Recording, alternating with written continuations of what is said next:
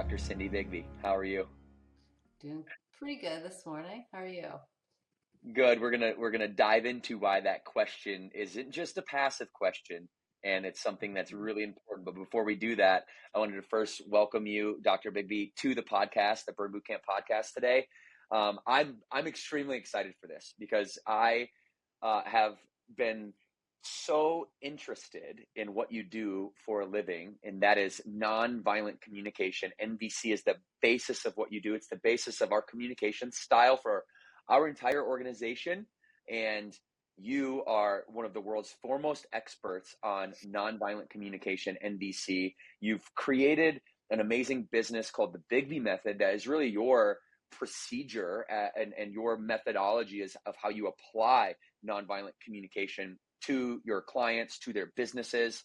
And we're going to really deep dive into the Bigbie method throughout this podcast. But the reason I'm excited for this is because it's such a, if you think about the problems in people's lives or people's businesses, like the top three always are communication. It's always one of like the top three things. And you got an opportunity as an understudy of the man who wrote the book, Dr. Marshall Rosenberg, and you were one of the 30 or 35 people that were able to study with him in your class, got certified in NVC, on top of all the other credentials that you got to get to that point throughout your education history, et cetera. And you please dive into that. But this conversation is one of the most important conversations that we can have on the podcast. It's going to be probably a touch more technical than a lot of the podcasting that we do. But if you don't have the techniques, then you can't execute. And so tell me, what are we trying to achieve with the Bigbie method and applying nonviolent communication? And how did you get to the point where you are educating myself? I mean, my leadership team is getting ready to go through your 8-week methodology called the Bigbie method with you. We're so excited for it and likely going to extend that to other leaders in our organization and office. But how did you get to the point where, you're here and we are talking and we're going to have a great conversation around NVC and all the principles? Well, I think there were two questions in there if I'm tracking. One was like, what's the mission? And then how did I get here to this point of having this conversation with you? Before we do that, before we break into the answering of those questions, do you mind if we start with something I call self-connection practice? So we can Oh, model yes. that for your I folks. love this. Okay. We're starting Um, already, aren't we? We're starting we already. are Okay. starting Let's do it. already. Yep, it's So we're true. basically doing this real time for the audience. Yeah. Yeah, we're doing it real time. And Okay. I really do start my classes, my business meetings out with this process. I used to be really nervous doing it, or just having some concern around acceptance because it's just not typical, right? It might seem like a little like, woo, or airy fairy or whatever, but there's really good brain research behind the why. Why do we pause? Why should we build this in to our openings of our any kinds of meetings, right? Because if you're like me, most of us, we wake up in the morning, everything is externally focused, right? Boom, boom, boom. We're going, going, going, going. Then we have communication stuff that comes up and we're responding just right there in the moment. And oftentimes we're responding, we don't even really know what is actually going on for us internally. So it's a really nice muscle to build of pausing, noticing what is going on for me, starting to recognize what are your internal signals so that you can speak from that place with a lot of clarity. There's also a lot of really good research around, we're operating often in what's called fight, flight, freeze mode. For most of us that have had trauma, which is two-thirds of folks, research shows. So what's in play a lot of times in our interactions is that fight, flight, freeze response, which is the amygdala, the part of our brain that is like honed into survival. And when we pause, when we take a second to pause and get connected, then you start to draw upon the higher level parts of our brain. So for all these Mhm. reasons, this is why we're going to do this kind of wonky thing right now. Okay. So I'm excited for it. And I love this type of stuff. Anybody that knows me knows that to me, if it's weird or wonky or different, it's like, you should probably run toward that because the 99% of people that want to be successful are the ones that then the ones that aren't are the ones that run away from these like woo woo things. I just want you to know and the audience to know that what I love about you, and I don't want to delay our exercise here, but like you are so intentional about the words that you speak and how they have meaning and what you do and the methods you use and the meaning behind them, and also the words that other people speak. What I've noticed about you is you're one of the most incredible listeners that I've ever met, and I aspire to be a listener like you. And so I want everyone to just listen to Dr. Bigbie as we're going through this, and even in like little questions like, hey, how are you? She's like, no, no, no, no, how are you? Like, Mhm. how is your heart? Yeah. How's your head? And you guys are gonna notice that. But that's what I love about you, and of the many things is that we got to know each other so far. But yeah, let's do it. I'm excited. Okay. All right. So, and how are you? That's what really self-connection is about. How are you? So, uh, I'm going to invite you and everybody that's watching this to close their eyes. And if you're not comfortable closing your eyes, you can look just down at the ground and take a few seconds here to come into yourself. So, when we get quiet, I do like to direct people to pay attention to your breath because that's a place and a way for you to get more present in the moment. So you're just noticing your breath. And for many of us, when we close our eyes and try to get present, we notice our mind is just boom, going every which way. So notice as you get quiet here and close your eyes if that's what's going on for you, if it's hard for you just to start to give presence to self. So in this space, if you can start to just put some attention and presence on yourself, noticing what's there when you get quiet. What sensations show up for you internally, maybe where they show up in your body.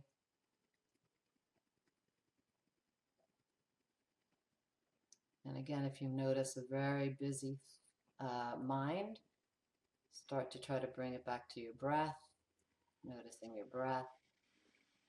And what we're attempting to do here is rather than think about what we're feeling, just feeling what you're feeling, like giving yourself that level of presence.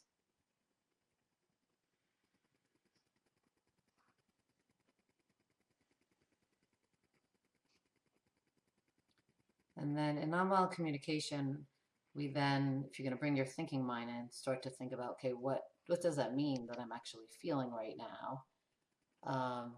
And beyond that, in NVC, we tie everything back to a need. We're going to talk about this today because all conflict that is happening out there in the world is related to a need that we're usually not communicating. So our system, our bodies are designed to figure out the feeling, experience the feeling. If you're feeling things that are pleasurable, it's probably because you have needs that are being met. If you're having some things that are not so pleasurable internally, it's probably because you have needs that are not being met. So when you're ready, I invite you to open your eyes, and I will model this, and then I'll invite Devan. In NVC, I usually use, we have this list. On one side, it's feelings. The other side, it's needs, right? So I'm going to use it just to, so I'm Cindy, Dr. B, known by many in that way. When I get quiet, I know, first of all, that I'm cold, like literally cold. So I have a need for warmth. I have a certain amount, I think something in me is a little jittery. I usually do start out all my meetings and meeting new people with a sense of being jittery or nervous. I think that's tied to a need for probably on some level like safety, to be honest. And I'm also excited and very grateful. And I think that that has to do with connection, communication, being able to share and contribute. Those are some of the needs there that's connected to. And I don't know if you have your feelings and needs sheet, Devan, but if not, you're going to just have to wing it. Well, I don't have my feelings and need sheet, but I know my top five in and out, and I find that rarely I travel outside of those five needs. I'm pretty. I don't know if you find that, and we can talk about. I'm going to do my thing. I'm not going to jump ahead in the interview, but for me, one of my what goes through my mind as I close my eyes is a sense of urgency. It's a sense of slowing down in the moment and feeling that and feeling the moment to me is feels like a sacrifice for urgency, and my need is very much for urgency, progression, growth, that side of the world. And oftentimes I'll get feelings of discontent almost almost hourly, every day, all day long, of we're not meeting my needs, we're not going fast enough, we're being too patient, I'm I have this need to be, and maybe you could help me translate this on the sheet. This is what I was feeling in the moment. I have a need to be uh, productive, and if I'm closing my eyes for even 2 minutes to just listen to myself internally, all that's going on in my head is like, hey, you're not being productive. Well, hey, you need to slow down sometimes. Oh, well, be more productive when you slow down. Well, how do I do that? It's like there's this Mm, internal conflict and like wrestling that goes on in my head with the needs that I have. And then also, I think it's the needs that my counterpart Morgan has, because those are very intimate to me. Um, and so there's this metaphorical wrestling that goes on in my head, and I have to breathe it out. I need this feeling of like, I need a feeling of breath, and that's a need for calmness, I think. hmm And you're much better at identifying than I am, but my need for calmness triggers me to feel, to try to feel as patient as possible in the moment. And so whenever I meditate or have an exercise like that, I have this constant push and pull of urgency and patience.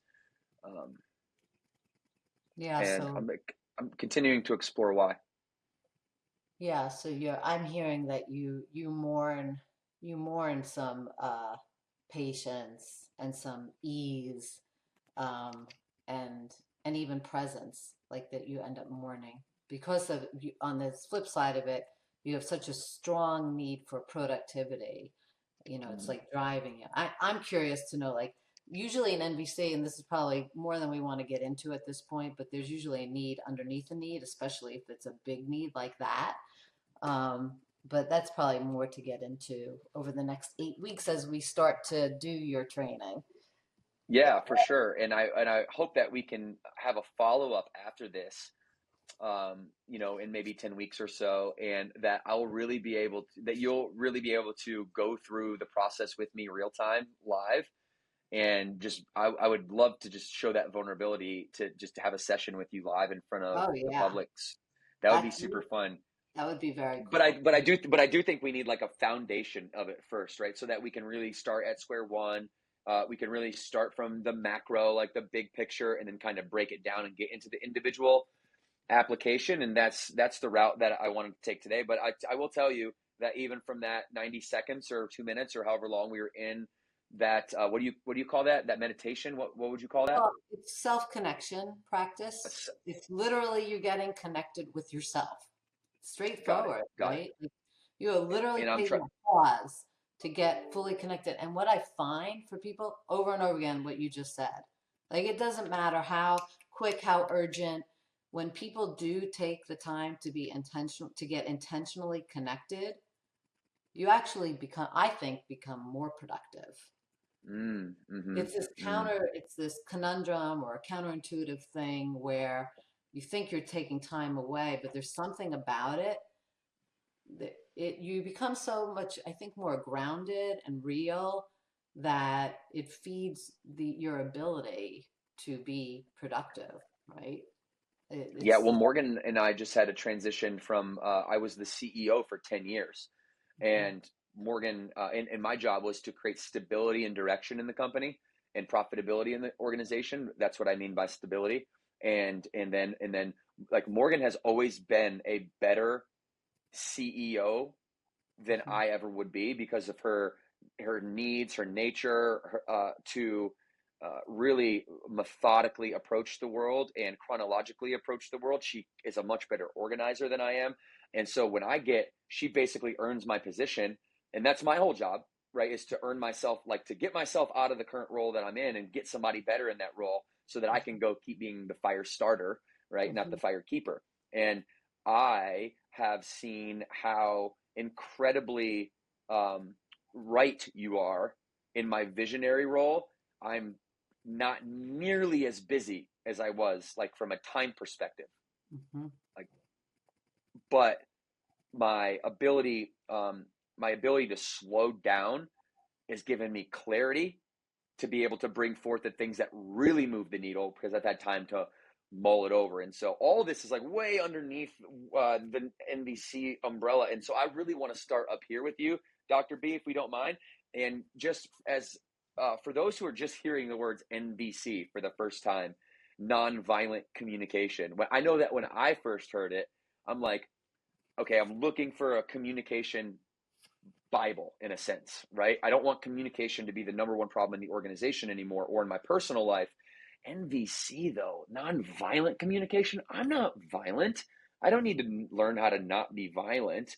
So what is NVC? Let's course correct that initial shock when you hear that word, and let's talk about from a high level what NVC is, and then if you want to kind of go into ONFR, we can really educate people, and that will be a good starting block for our conversation Okay, today. perfect. So yeah, NVC, it's interesting. Even in the NVC world, there's a lot of debate as to whether we should be calling it that, because I think it's a system of communication that helps people hear one another free of judgment, and nonviolent communication brings about it's a judgment. The name of it itself is kind of judgmental, so it's a very funny thing. But I think that Marshall, he came up with the name nonviolent communication out of Gandhi's nonviolent movement, with the idea that anything that disconnects us from one another is a form of violence.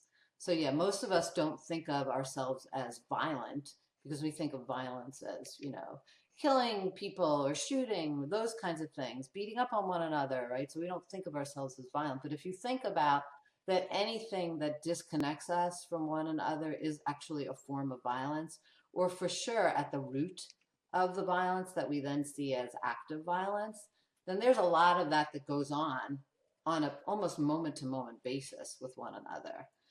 So that's where the name of it comes from. Um, and then your second question, I think, was about OFNR and kind of the very specifics of NVC. Um, just to go back to one or two of your questions early on, if you don't mind, Devan, you asked Please. like, okay, so my business is called the Bigbie Method. There's a whole long story behind that, which we don't necessarily need to get into right now.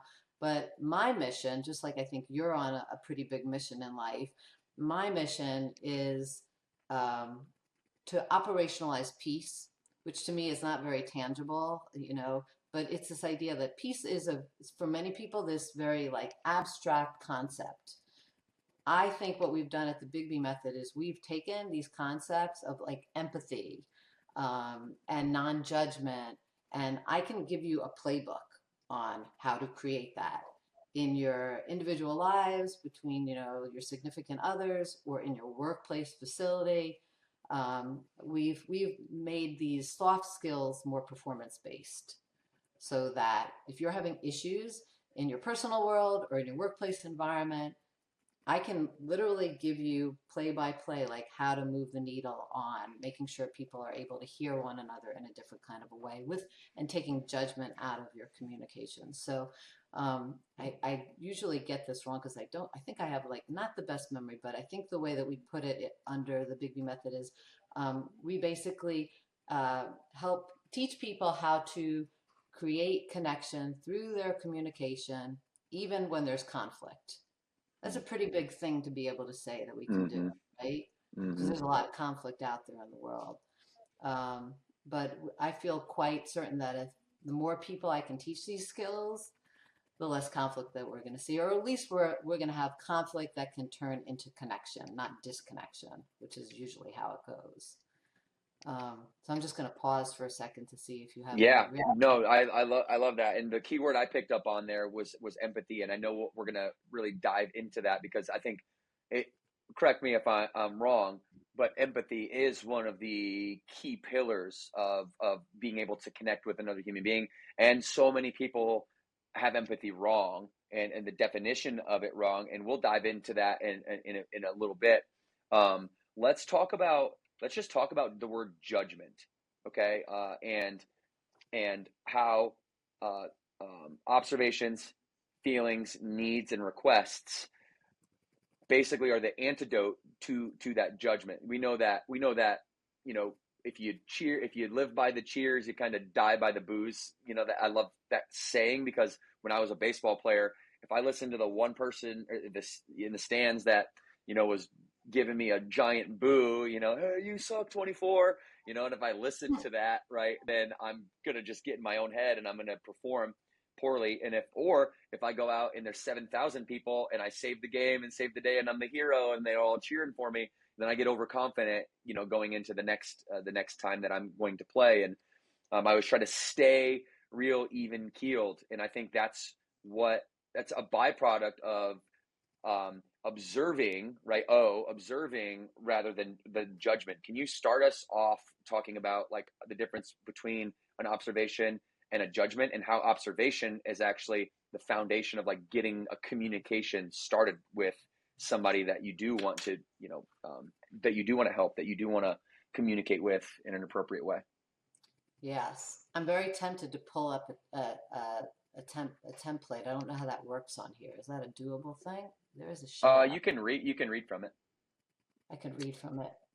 Yeah, I'm not sure we'll be able to share the screen Yeah, I'm not quite. unless you do have a little Yeah, it looks like it. presentation button down there. You'll be Well, able to hold on share a it. second, because I think that this could Yeah, do blow that. up a lot. Hold on. Let me just see if I could pull this up real quick.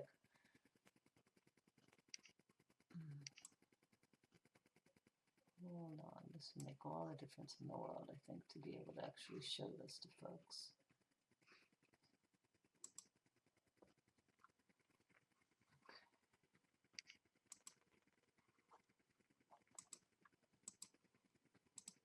Okay, let's see if this works.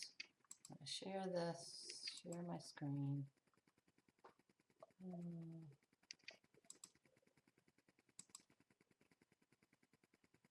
Let's see if that works. Okay, good. You see that? Got it. Perfect. Cool. Okay. So what Devin was just talking about was observation. You see it here on the yellow. Okay. But just real quickly, just to share with folks, in nonverbal communication, this is the template that I teach off of. I developed it, pulled lots of things from lots of different talented trainers, but this is under the Bigbie method. And what we're doing in NVC is, like, say you're in a conflict situation. What I try to teach people is you want to do the opposite of what you typically do. In a conversation that's a conflict, you really want to be heard, right? You want to make sure that the other person's understanding you. And we always hear this idea of like starting with like hearing first, but we're usually very crappy at that, which, by the way, that's a judgment. Okay. Um, and so in NVC, what we're attempting to do is give empathy first. Here's the empathy line. The idea is if you could give empathy in a very specific way, we teach you what is empathy as you come to us in the Bigbie method. If you can give empathy to the other person, then they usually have a whole lot more space to hear you when you go down the expression line, right? But most people can't do that, including me. If I'm PO'd about something, I don't want to give someone empathy, right? Because that is an indication that you yourself are actually needing to be heard. So what that tells me is I need to come on over here to wait. Wait in NVC stands for why am I talking, or what am I thinking? In other words, just be quiet right now, because anything that you're going to say is not going to be connecting, right? The whole point of this process is to have connection. And wait is not just a cool down time the way most people think of it. As you can see under here, there's a whole lot of things, a whole lot of processes that I could teach you that you do during that wait period. So you kind of clear your internals so that you could step back into empathy, give empathy first, and then hopefully be heard by the other person. So that's just a very big overview of how this whole process works. What you were just talking about is if you look under empathy or under expression, we have observation, feeling, needs, request. Whether you're listening to someone or you're talking to somebody, we are trying to speak in what we call as OFNR, observation, feeling, needs, request. And when you can do that, it really helps to take the judgment out of the communication. Most people think, that they're not, quote, judgmental. Even thinking that you're not judgmental, by the way, is a judgment. That's a judgment in and of itself. We most of what comes out of our mouths is are actually judgments without us even realizing it. So what Mm, NVC does is it really shines a light on how much judgment we do have in our conversation and gets you really practice up on being able to hear without it and being able to speak without it. And so mm, this template of OFNR is what allows us to do that. So an observation, getting back to your question, an observation as opposed to an evaluation, observations or what you can actually see, can actually hear, smell, touch, feel by touching it. Those are all observations. Here's an example. You could say, he's just a real jerk. Like the guy's a jerk. Okay, that's an observation. I mean, excuse me, that's an evaluation. What is it that the guy did that you actually saw or heard that made you have thoughts that he was a jerk? Okay, well, he came into the classroom and he shot me a bird in front of the five other students that were sitting there. I'm thinking in schools, but in a workplace environment, or at a gym environment, he stayed on the machine for 30 minutes, and we asked him to move off and he didn't. Okay, that's the observation. Being a jerk is an evaluation. And mm, we mm. have Ooh, I like that. we Let's have let's let's unpack that because I think that's so important. So I have two questions there. So the judgment versus the observation. Most everyone without your training is going to, what you're saying is by default make judgments rather than observations. That's just the way we were wired. Is that your experience with most people? If they haven't oh, learned the skills, they're hands making down, hands judgments. down, hands down. And then there's lots of things that we do, like when we use absolute terms. You never listen to a thing I say. That's a Oh judgment. yeah, An absolute the term. And every you wonder why, well, if you say that to someone, it pisses them off. Why does it piss them mm, off? It pisses them off because you just laid a judgment on them. And oh, by the way, connecting it to research and trauma, two-thirds of people have had trauma. They need to know that they're safe.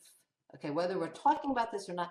So when you say something that's judgmental to someone, boom, they go to their amygdala. They're in that fight, flight, freeze. They're going to respond back with something back to you, mm, back and forth, back and forth. That's what a simple judgmental thing stimulates in a conversation. because so like if you that using your example, the teacher that walks in the classroom and gives the bird like that. Okay, so somebody could judge that person, say, "Hey, you're a jerk." But what really, hey, maybe that there was somebody in the window behind the students that they couldn't see, but he could see, and he was giving the bird to them to protect the students. Therefore, he wouldn't be a jerk. He would be like a he would be a parent figure or a father figure or something along those lines, right? So what you're saying by the judgment is like your, correct me if I'm misunderstanding this, but you're saying your perspective and of the situation and my perspective of the situation, they're subjectively not aligned because your opinion versus my opinion. When observation, this is more of a of an objective look at what's actually going on. Hey, you walked in the classroom and you gave the bird. Yeah, and actually, it gives you a place to start in your conversation. You Mm-hmm. don't end up arguing about the way that you are even languaging it. You have like a common ground to begin the conversation if you're in a conflict. If you When start I with was understanding. studying NVC before I met you, I was watching all of the Dr. Rosenberg YouTube videos. They're a Mhm. touch dry, I'm not going to lie, but so informative if you're willing to listen. And he sits in a seminar room with people and does this with everyone. And he says, "Come up and give me an observation." Literally, no one can do it. It's so hard. It's so hard. I mean, it's so hard. And yeah, most people think that it's an easy thing to do. Like you could, then when you really start trying to do it, you're like, wow, like I can't get over how hard this is. Yeah, I do an activity like not exactly like Marshall, but in my class where I have a statement come across and be like, okay, if that's an observation, you could just stay seated. But if it's evaluation, if it's evaluative in any way, stand up. So some people stand up, some people don't. They just don't know. And see if someone can turn it into pure observation, you know. Mm. And people just struggle with this so much because it's we've never learned it. Never learned it. Well, That's just and one. judgments, right, right. And judgment's such a huge problem. I mean, think about it's the social media world, right? This is important stuff because judgment is the foundation of all outside of clinical depression. To me, judgment is the beginning of that journey of being judged by other people and then using that judgment to then kind of portray your own self-worth. And in a sense, you're letting other people tell you who you are. Yeah, it's there's a lot to it. In fact, I think this is related to what you just said because it's a point that I like to bring up about the observation versus evaluations. Why, so we just talked about it's important because it gives you a common ground to have the conversation. It's also important for, I think, what you just said, which is if you were to self-connect like we did at the very beginning of this conversation, in the moment when you're having a judgment about someone, my guess is that you're going to feel some of those things that feel not so good internally, like angry, confused, bitter. I mean, you're probably on this list, everything on the top is all the feelings we kind of enjoy, everything on the bottom are the ones we really don't like to have. My guess is like, if you notice when you're in judgment, you're experiencing internal sensations and feelings that lead to the things on the bottom part of this list. Whereas if you can just stay with observation, you still might not like what's going on, but it doesn't escalate it internally to a level of suffering, which is, I think, what people do. And I believe that, like getting back to, mental illness, depression, it's very much related to the conversation that we're having internally, and when we can't distinguish between an observation and evaluation for ourselves, that becomes very confusing internally for people. So, and just to kind of go off of that, just one more thing. The next box that's there, which by the way, each one of these boxes, they're a lesson unto themselves. Like I could talk forever about each one of these things, but just feelings versus thoughts. Here's another distinction in NVC. When you're giving empathy or you are talking to somebody else, you're going to talk with what is actually a feeling as opposed to a thought. We get those very confused because we'll say things like, I feel disrespected. Disrespected is not a feeling. Disrespected is a thought. You think someone is being disrespectful. You're having a judgment. It's actually a Mm. judgment. We get the two confused. And then we wonder why, when you say, I feel disrespected, the person gets upset. Well, again, it's one of those things where you just laid a judgment on that person. They didn't even realize, nobody realizes it was a judgment. And so you don't understand, why is everybody angry right now? I'm just being honest about how I feel. Well, no, that's not how you feel. You might Mm. feel angry. I actually think when people think they're feeling disrespected, they're feeling embarrassed. So you Mm. might feel embarrassed and say, I felt when this happened, when I saw you shoot your middle finger when you came into the room, I felt embarrassed. Okay, Mm. well, I can hear that. I can take that in. I might not like it, but I can take it in better than you saying I feel disrespected, because Mm. disrespected is really, it's a judgment. We have a lot of those in the English language. I feel manipulated. If you say I feel manipulated to your significant other when you're trying to express your feelings, boom, that person's going to be mad at you because you just said you're manipulating me. You're actually Mm. making a judgment. Now, you're not probably feeling manipulated. You might be feeling scared. You might be feeling insecure. Might be, again, I have people just use the list in the beginning. Just keep it simple. Use the list because this will help you keep out of that. We also say, I feel like I'm expected to do everything. Can you see that that's not a feeling? Right. That that is a thought. If you tell someone, I feel like I'm expected to everything, they're going to be angry because, again, that's a judgment. So, to Mm. that level of judgment versus like thoughts, we're confused in our head. And this is what we do in our communications with one another. So we wonder why. I'm always amazed that we could get along at all. Once I knew this, I'm like, how do people get along at all? It's amazing, you know?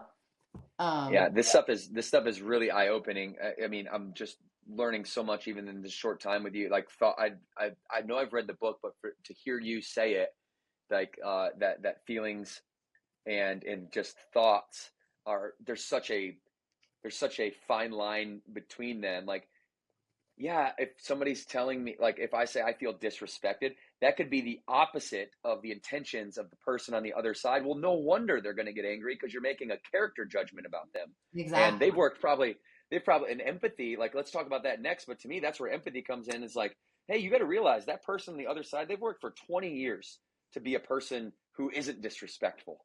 Right. And so then by you saying, hey, I feel disrespected, you're rendering 20 years of their time useless. And no wonder they're like getting fired up. So, like, what is empathy, and how is it, like, what is the definition of empathy in NVC terms and Bigbie method terms, and how do we get it wrong?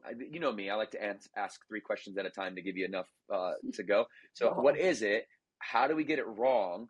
And how do we notice when we're getting it wrong so we can fix it? Um, well, empathy in NVC is different than what I think most people's mental model happens to be of empathy. Most people think, oh, yeah, I know what empathy is. I had a colleague one time who said, we need to change the name of it. We need to call it empathy so that people don't have any, like, people don't think they already know what this is. Because if you were to come to the Bigbie method and do our training, you will learn that it is a very specific, replicable skill. You don't just have to be, you just, some people think you're just gifted with being an empathetic person.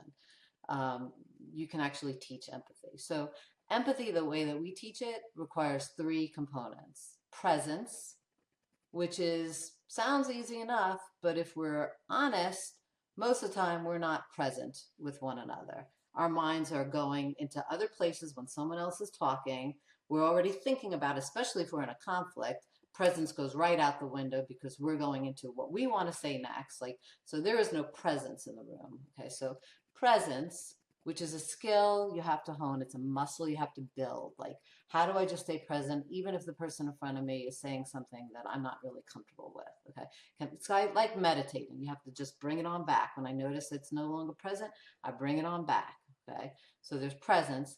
The second component is what we call, at least we call, reflecting. It's just paraphrasing. So, like a person, and let me bring this on back to just one thing. At the Big Me Method, we talk about how NVC it's designed for connecting, to learn how to have connection. And connection is not an abstract thing. It is the ease and flow that happens between people and within yourself when you experience being seen, heard, and valued without judgment. Okay. Seen, heard, and valued without judgment. So we already talked a lot about how do you take judgment out of your interactions, but the seen, heard, valued part of it. So back to empathy, presence, reflecting. How does a person know that they're being heard? We have this thing in our conversations where we say, "Yeah, I understand.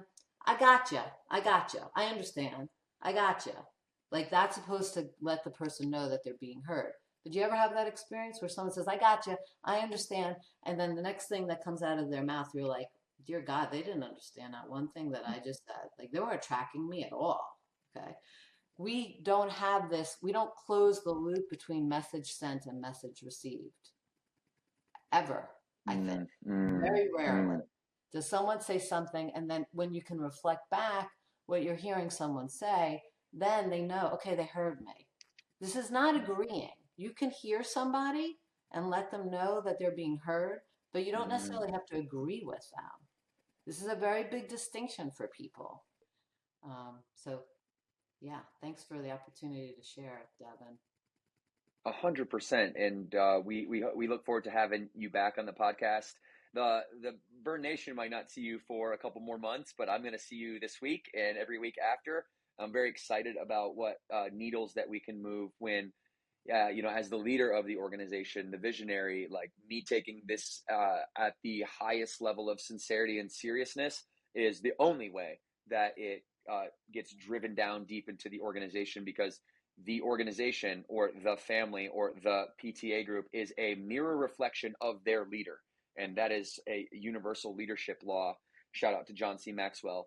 But I really hope everybody learned a lot. Like Dr. Bigbie said, go to thebigbiemethod.com, become a student of the game. If you're serious about entrepreneurship, if you're serious about kind of blowing your life open and going to the moon like we are here at Burn Bootcamp, well, then the only way you get there is by communicating with yourself and others in the most effective way possible. And there's nothing out there that's better than this, and there's no one out there that is a better steward of Dr. Rosenberg's work than you, Dr. Bigbie. So thank you so much for being here today on the Burn Bootcamp podcast. And is there anything else that you'd like to say before we take off?